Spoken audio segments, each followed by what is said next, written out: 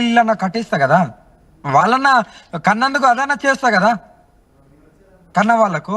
So ఎక్కడైనా ఆస్తులు ఉన్నాయని ఆధారాలు తీసుకొస్తే అనాథాశ్రమానికో దేవాదాయ శాఖకు ఇచ్చేయడానికి సిద్ధంగా ఉంటారా?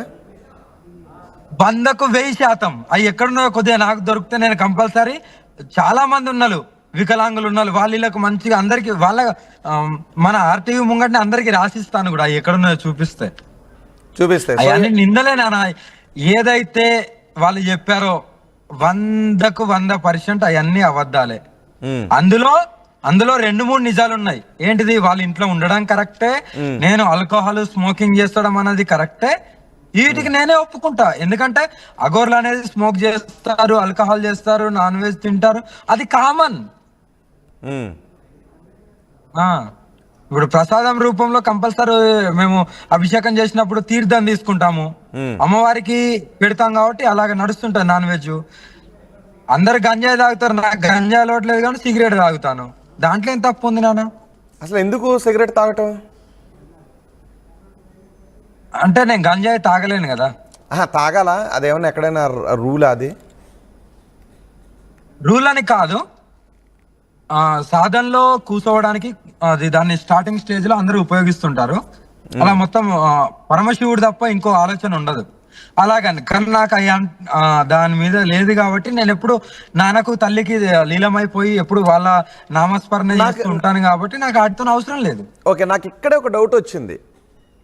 శివ ధ్యానం లేదంటే ఓకే దైవ ధ్యానం అనేది మన మనసులో నుంచి, మన వేకువ వ్యవస్థలో నుంచి రావాలి, అది మత్తులో నుంచి రాకూడదు.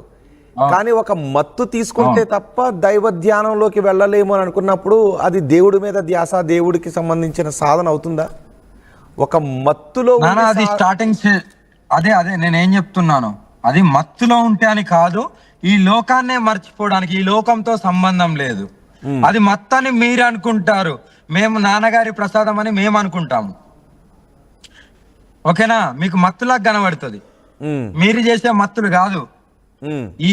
అదొక సర్వస్వం శివయ్య గుర్తుకొస్తాడు, శివయ్య కళ్ళ మింగట ఉంటాడు.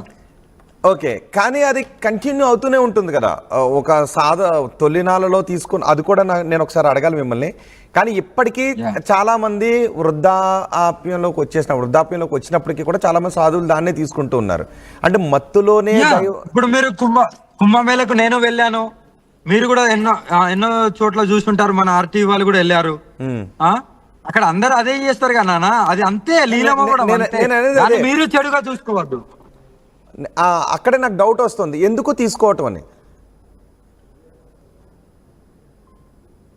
అంటే సాధన అనేది ప్రాక్టీస్తో వచ్చేది, కానీ మత్తులో వస్తున్నటువంటి అదే చెప్తాను, ప్రాక్టీస్ తో వస్తాయిగా. మీరున్నారు నాన్న, సడన్ గా సాధనలో కూర్చోవాలంటే మీతోని కాదు, అవునా? అలా కాదు అంటే కూర్చోవాలి ఒక 3 hours, 4 hours. ఎందుకు కాదు? స్టార్టింగ్ ఏదైతే అలవాటు అయిందో దాన్ని కంటిన్యూ చేస్తూనే ఉంటారు. ఓకే ఓకే, నేను మళ్ళీ ఆ పాయింట్ దగ్గరికి వస్తాను. ఇప్పుడు మీరు వర్షిని తీసుకెళ్ళారు కదా, వర్షినితో ఎన్ని రోజులు ఉన్నారు? 15 days 20 days దాకా, 10 days జరిగింది కావచ్చు అంతే. నాకు డైలీ గుర్తుండే, నా డైలీ ఈ రోజు ఇంత డేటు, ఈ రోజు ఈ వారం, అవన్నీ నేను గుర్తుపెట్టుకోను. ఓకే, సుమారు 15-20 రోజులు మీరు వర్షినితో ఉన్నారు, రైట్? యా. కేవలం అది కాదు, బెట్టింగ్ గురించి మాట్లాడేది అయిపోయింది, మళ్ళీ ఎందుకు నాన్న మనకు మాట్లాడాలి. బెట్టింగ్ గురించి మాట్లాడండి. బెట్టింగ్స్ మీరు ఖండించారు కదా. ఓకే, మీరు అదే ఖండించడం కాదు, నేను వాళ్ళ మీద కంపల్సరీ చర్యలు తీసుకోవాలి, లేదంటే నా చర్య చాలా ప్రణాళిక ఉంటుంది. వర్షిని కూడా అందులోనే పెట్టారా? మీరు ఇందాక చూపించారు కదా, ఒక ఏమంటాను దాన్ని, అవును కప్పడ్. ఓకే, కప్పడు, కపాల వేరు, కప్పడు వేరు. ఓకే, వర్షిని కూడా దానిలోనే పెట్టారా?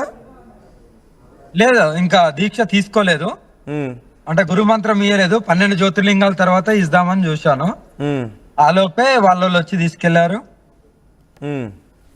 అది అంటే వర్షిని హోటల్లో తిన్నదా? భిక్ష తీసుకోలేదా? భిక్షనే. భిక్షనేనా? భిక్షనే, కంపల్సరీ భిక్షనే. కానీ ఆమెకంటే ఒక ప్లేట్ ఉంటది, ఆ ప్లేట్ లో తినేది. సో నిద్ర చేయటం అంతా కూడా ఆరు బయటే. అంతేనా? ఇక నాతో ఉంటే నాలాగానే ఉండాలి కదా. మనకు ఏసీలు, బిల్డింగ్లు, ఇల్లు ఇలాంటివి కాదు. నేను ఎక్కడ ఉంటే అక్కడ ఉండాలి. అలాంటి వాళ్ళే ఆమె తెగించి వచ్చేసింది. తప్పేముంది? అంటే ఇప్పుడు మరి వర్షిని ఒక మహిళ కదా, ఆమె కూడా సాధన చేయాలనుకుంది కదా, అంటే ఆమెకు కూడా ఈ మత్తు అలవాటు చేస్తారా? అలా ఆమెను కూడా తీసుకోమని అంటారా? చేయం. అలా ఏముండదు నాన్న, అలా ఏముండదు. అలా చేయం. ఓకే, ఇప్పుడు 1 వీక్ నుంచి ఆమె కనిపించట్లేదు. అంటే కుటుంబ సభ్యులు దాచేశారని అనుకుంటున్నారా, లేదంటే వర్షిని కనిపించకుండా? నాకు తెలియదు నాన్న, నేను ఆ విషయాలలో మాట్లాడదలుచుకోలేదు కూడా. ఎందుకంటే నేను మాట్లాడిన అనుకో అట్నుండి ఇంకో పెద్ద పెద్ద నిందలు వేస్తారు. ఎందుకు? మనకు మాట్లాడకుండా ఉండడమే మంచి. పైన భగవంతుడు చూస్తున్నాడు చాలు. కర్మ నుండి ఎవరు తప్పుకోలేరు. ఏడిపించిన వాళ్ళు, నిందలేసిన వాళ్ళు ఎక్కడికి పోరు. త్వరలోనే తెలిసి వస్తుంది వాళ్ళకే. సో ఇక వివాదాల జోలికి వెళ్ళాలని అనుకోవట్లేదు. 100% గురుగారు ఆల్రెడీ చెప్పారు, వివాదాలు వద్దు, సామరస్యంగా అందరితో కలిసి అలా నీ ధర్మ పోరాటం, నీ సాధన, నీ పూజలు నువ్వు చేస్తూ ఉండు అని చెప్పారు. అందుకే నేను ఇంత కూల్గా మాట్లాడుతున్నాను. ఒకవేళ లాస్ట్ టైం అన్నారు వర్షిని వస్తే ఇక ఎవరు తీసుకువెళ్ళారని, ఇప్పటికే దానిపైన స్టాండ్ అయి ఉంటారా, లేదంటే వర్షిని రానివ్వరా?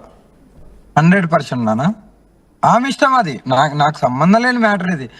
ఆమె వస్తే ఈసారి ఎవరు తీసుకెళ్ళలేరు. మళ్ళీ అదే చెప్తున్నా. బోలో బేటా, హరహర మహాదేవ్, జై శ్రీ కాళీమాత్రేనమ్మా, జై శ్రీ కాళీమాత్రే. ఆమె ఎంతటా ఆమె వస్తే తీసుకువెళ్ళనిస్తారు. అవును. ఓకే, నేను ఒక క్వశ్చన్ అడగొచ్చా? అడగచ్చు నాన్న. మీ హెయిర్కి సంబంధించి నానా, మీ హెయిర్కి సంబంధించి ఆల్రెడీ నా యూట్యూబ్ లో ఉంది కదా, ఉజ్జయిన్ లో చాలా మంది గురువులు వాడతారు. అదే నాకు కూడా ఉన్నది అదే. ఓకే, ఎందుకంటే అమ్మవారి రూపంలో కనిపించడం కోసమని వాడతారా? అవును, చాలా మందికి ఉన్నాయి. ఇప్పుడు మీరు ఏదైతే చూసారో వాళ్ళందరికి ఇదే హెయిర్స్ ఉంటాయి. ఎందుకంటే అమ్మవారి అలంకరణలో కనిపించడం కోసమని, అంతేనా? అంతే కదా. ఇప్పుడు నాకు అన్ని ఉన్నాయి కదా, అలంకరణ అన్ని ఉన్నాయి కదా నాన్న. అలంకరణ మీద కూడా కొన్ని రోజులు ట్రోలింగ్ చేశారు. అందుకే ఆ డౌట్స్ తీర్చుకోవడానికి అడుగుతున్నాను, మీ మాటలో చెప్పించాలి అని. చాలా మంది డౌట్స్ ఉంటాయి కూడా కదా. అదే నాన్న, అలంకరణ అనేది ఎవరికైనా అమ్మవారికి అది మా ఇష్టం నాన్న. చితాభస్మమే పెద్ద అలంకరణము. అలంకరణ చేసుకోవద్దని ఎక్కడ రూల్ లేదు. వీళ్ళు అలా నెగిటివ్ గా చూస్తే నెగిటివే కనబడుతుంది, చెడుగా చూస్తే చెడుగానే కనబడుతుంది నాన్న. మరి ఇప్పుడు మాకు వస్త్రం వేసుకోండి అని కొన్ని రోజులు ట్రోలింగ్ చేశారు. వస్త్రం వేసుకున్న తర్వాత కూడా ట్రోలింగ్. అది ఇక ఆగదు, ఇంకా జీవితం సంవత్సరం నుండి కొడుతూనే ఉన్నారు. నా ప్లేస్ లో వేరే వాళ్ళు ఉంటే నాన్న తట్టుకోలేక ఎప్పుడో బయటికి పారిపోతారు. అయినా తట్టుకొని ఉన్నానంటే అది అమ్మవారి ఆశీస్సులు ఉన్నాయి. ఎందుకంటే మంచి వాళ్ళని సాధించడం కాదు, చెడు వాళ్ళతోని తట్టుకోవడమే గొప్ప. అంటే ఎందుకు అని అంటే మీ మీద ఉన్న ప్రధాన ఆరోపణ ఒక్కటే, ఎవరిని అడిగినా ఒకటే చెప్తున్నారు, అఘోరి అయితే ఇప్పటి వరకు ఎక్కడ అఘోరీలు ఎవరో కనిపించట్లేదు, కనిపిస్తున్న అఘోరి మాత్రం ఈ అఘోరి మాతే. ఇటు ఆంధ్రప్రదేశ్లో ఉన్న ఆగ్రాలోని ఎక్కడ చూసిన ఈ అఘోరి మాతే కనబడుతున్నారు. మిగిలిన నాగా సాధువులు అందరూ ఏదో ఒక ప్రత్యేక పర్పస్లో బయటకు వచ్చినా మళ్ళీ ఎక్కడికి వెళ్ళిపోతారో కూడా తెలీదు, ఈ అఘోరీనే కనిపిస్తున్నారు అని అదే మొన్న మన ఆర్టీవీలో ఒక మాట చెప్పాను. నేను కూడా ఎక్కడ ఒక చిన్న గుడి చేసుకొని కూర్చుంటా అని చెప్పాను. ఆడ కూర్చుంటే నేను బయటికి ఎందుకు వస్తాను? నా పూజకు నేను డైరెక్ట్ స్వయంగా అక్కడికి వెళ్తాను, మళ్ళీ వస్తాను. నా కార్యక్రమాలు జరుగుతూనే ఉంటాయి. అందరు ఇటే ఉన్నారా, ఇటే లేరని అనుకోవడం భ్రమ. ఓకేనా? ఏ జ్యోతిర్లింగాల దగ్గరనో గుడి కట్టుకోనో ఇంకెక్కనో ఆశ్రమం పెట్టుకోనో అందరు కూర్చొనే ఉన్నారు. కానీ నాకు కూర్చోవడం లేదు. నేను దేశమంతా తిరగాలి, దేశ సంచారం చేస్తూ నా వంతుగా నేను ఎంతో కొంత సేవ చేయాలనేదే ఉన్నది తప్ప ఇందులో ఏం ఆశించాం? నాకు ఏదైనా పదవి గురించి ఆలోచిస్తున్నానా, డబ్బు గురించి ఆలోచిస్తున్నానా, ఇంకా దేని గురించి అనేది ప్రజలకు, మరి దేని గురించో ప్రజలే చెప్పాలి. ఇంకా తప్పదు కదా, వాళ్ళు అనుకునే వాళ్ళే చెప్పాలి. మరి ఏమి ఆశిస్తుంది, ఏమైనా ఆశించి చేస్తుందా? నేను జనాలను అడుగుతాను. ఓకే, అఘోరి ఏమంటున్నారంటే, నా ఉద్దేశం ఏమై ఉంటుందని మీరు అనుకుంటున్నారు? నేను లోక కళ్యాణం కోసం, శివ ధ్యానం కోసం నేను వస్తున్నాను. నేను చెప్తుంటే నమ్మటం లేదు, కాబట్టి పోనీ నా ఉద్దేశం ఏమై ఉంటుందని మీరు అనుకుంటున్నారో చెప్పండి అని అఘోరి అంటున్నారు. సో అఘోరి ఉద్దేశం అఘోరిని వ్యతిరేకిస్తున్న వాళ్ళకు ఏం కనిపిస్తుందో చెప్తే దానిపైన అఘోరిని మనం క్లారిటీ అడగొచ్చు. ఇప్పుడు డబ్బు అయితే నాకు అవసరం లేదు, పదవుల్లో అయితే అవసరం లేదు, మరి ఏమి కావాలి? అఘోరి ఇంత పోరాడుతుంది కదా, అదే రోడ్ల మీదకి వచ్చి ఏం ఆశించి పోరాడుతుంది, అదొక్కటే కావాలి. ఓకే, నేను అడుగుతాను జనాల్ని, అఘోరి ఏం ఆశిస్తోందని మీరు అనుకుంటూ ఉన్నారు? మీ అభిప్రాయం ఒకసారి కమెంట్ బాక్స్లో తెలియచేయండి. మీరు క్వశ్చన్ అడగాలనుకున్నా కూడా అఘోరిని వ్యతిరేకిస్తున్న వాళ్ళు అఘోరి ఏం ఆశిస్తోంది అని మీరు అనుకుంటున్నారో మీ అభిప్రాయం చెప్పి ఆ తర్వాత విమర్శించండి అని ఆమె అడుగుతుంది. సో ఎవరైనా ఇది అఘోరి ఆశిస్తున్నది, దీనికోసం అఘోరి ఇలా చేస్తుంది అని అంటే ఆ క్వశ్చన్ అఘోరి ముందు ఉంచుదాం. ఒకరే ఏదో క్వశ్చన్ రాశారు, విజయ్ అంట. అఘోరి అమ్మగారు, దేవుడు సాధన చేసే మీకు సమాజం గురించి ఎందుకు? అమ్మ భక్తిలో మీరు ఉండండి, ఈ గోలంతా ఎందుకు? మీరు ఫోన్ వాడడం మానేయండి ముందు. ఇది మీ గురించి రాసిన క్వశ్చన్ ఒకరు. ఓకే, ఫోన్ మారడం మానేస్తే వీళ్ళందరూ మారతారా? మారాలి కదా. నా వంతుగా నేను 4 రోజులు ఉంటానో 2 రోజులు ఉంటానో, ఓకేనా, ఆ 2 రోజులు నన్ను నమ్మిన వాళ్ళకు నాలో ఉన్నంత వరకు సేవ చేయాలి. సేవనే కనబడాలి తప్ప ఇక్కడ ఇంకొకటి కనపడద్దు. అలాంటిది వదిలేసి ఏదైతే ఒక్కసారి చెడు వచ్చేసిందో దాన్నే కంటిన్యూ సంవత్సరం నుండి కొడుతూనే ఉన్నారు. ఆ చెడే కనిపిస్తుంది, ఏది చేసినా చెడే.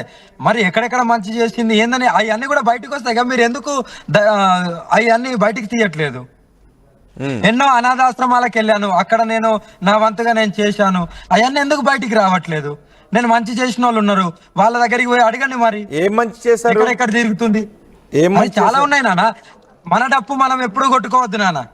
అదే చెప్తున్నా కదా, ఈ విమర్శించే వాళ్ళకు మీరు అఘోరి అమ్మ చెడుది, అఘోరే కాదు అనే వాళ్ళు ఎవరైతే ఉన్నారో వాళ్ళు మీరు నా గురించి ఫోకస్ పెట్టినప్పుడు నా పుట్టుపూర్వకం ఈమె ఎక్కడ తిరుగుతుంది, ఏడికి పోతుంది, ఈ సెకండ్ ఏడికి పోతుంది, మంచి చేసిందా చెడు చేస్తుందా, ఇవన్నీ మీరే బయటికి తీసి మీడియా ముందు పెట్టండి. ఎవరో ఒక కామెంట్ రాశారు, డబ్బు కోసమే నార్త్ లో తిరుగుతుంది అని. ఇంకొకరు ఎవరు ఆంధ్ర పాలిటిక్స్ అంటే మేము హైదరాబాద్ లో ల్యాండ్ ఇస్తాను, ఎవరో మీకు ల్యాండ్ ఇస్తారంట, తీసుకుంటారా? నాకెందుకునైనా ల్యాండ్ గిండు ఇవ్వండి, ఒక 6 అడుగులు ఇవ్వండి, నేను చనిపోయిన తర్వాత అందులో పాతి పెడతారు. ఆ 6 అడుగులు చాలు. అంతకు మించి నాకు ఏ భూములు వద్దు, ఏ ఆస్తులు వద్దు. వాటి మీద నాకు ఇంట్రెస్ట్ కూడా లేదు.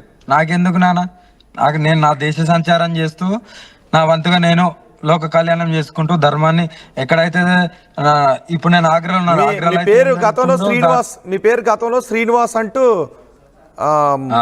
ఎవరో ఒకరు రాశారు. నానా ఒక మాట, దీనికి నేను చాలా మందికి క్లారిటీ ఇవ్వాలనుకున్నాను. సందర్భం మంచిగా అడిగారు. ఒక గురువు దగ్గరికి వెళ్ళినప్పుడు నామకరణం చేంజ్ అవుతుంది. మనం పిండం, నేను పిండం పెట్టుకొని తల్లిదండ్రికి పిండం పెట్టి బంధువులకు పిండం పెట్టి అప్పుడు ఒక కొత్త జీవితంలోకి వెళ్ళినప్పుడు సాధనలో ఉన్నప్పుడు కంపల్సరీ నామకరణం జరుగుతుంది. మా గురువు గారు పెట్టిన పేరు శివ విష్ణు బ్రహ్మ, ఓకేనా. నా తల్లిదండ్రి పెట్టిన పేరు శ్రీనివాస్. ఏ అఘోరికైనా పేరు నామకరణం చేంజ్ అవుతూనే ఉంటది, అది అందరికీ తెలుసు, కావాలంటే కనుక్కోండి. సో మీరు గతంలో మీ పేరెంట్స్ పెట్టిన పేరు శ్రీనివాస్, మా గురువు గారు పెట్టిన పేరు శివ విష్ణు బ్రహ్మ. ఓకే, ఇప్పుడు మీ పేరు శివ విష్ణు బ్రహ్మ. అవును. సో అఘోరి అమ్మ అని పిలుస్తారు. అవును, అఘోరి అమ్మ అంటే ఇంకా నేను కొన్ని అందరికీ తెలుసు. ఓకే, నేను కొన్ని పర్సనల్ క్వశ్చన్స్ అడగొచ్చా? పర్సనల్ అంటే సో మీరు అడగండి. ఓకే, మీరు ఎప్పటి వరకు మేల్ శ్రీనివాస్ గా ఉన్నారు?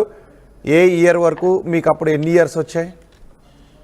2024 వరకు 23 ఎండింగ్ ఏమో నాకు సర్జరీ జరిగింది. ఆ టైం దాకా నేను మేల్గానే ఉన్నాను. అంటే అర్ధనారీశ్వర్గా, అంటే ఒకటేసారి కాదు, ఈ సర్జరీ పెయిన్ అనేది ఇంకో జన్మ ఎత్తినట్టే అంత పెయిన్ ఉంటుంది. 3 times నాకు సర్జరీ జరిగింది. 3 times. ఇంకో ఆ పెయిన్ ఎవరు భరించలేరు, అంత పెయిన్ ఉంటది. నాకు సర్జరీ జరిగిన 3 రోజులకే నేను లేచి మళ్ళీ ఓంకారేశ్వర్, నాకు ఇందోర్లో జరిగింది.